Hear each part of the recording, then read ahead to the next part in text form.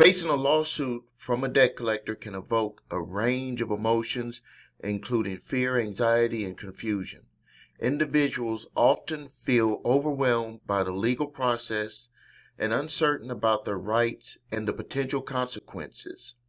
It's common to experience stress about the possibility of wage garnishment, bank account levies, or liens on property. Additionally, there may be feelings of embarrassment or shame associated with being sued for a debt. These emotional responses can lead to a sense of helplessness or a tendency to avoid addressing the situation. However, it's crucial to take proactive steps to protect oneself. Responding to a lawsuit, seeking legal advice, and understanding one's rights can mitigate these negative emotions and lead to a more favorable outcome.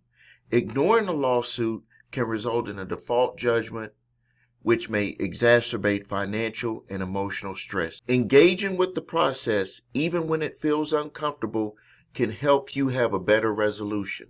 If you're being sued by a debt collector, visit summonsmaster.com to see how you can help yourself stop, delay, or even win against debt collectors.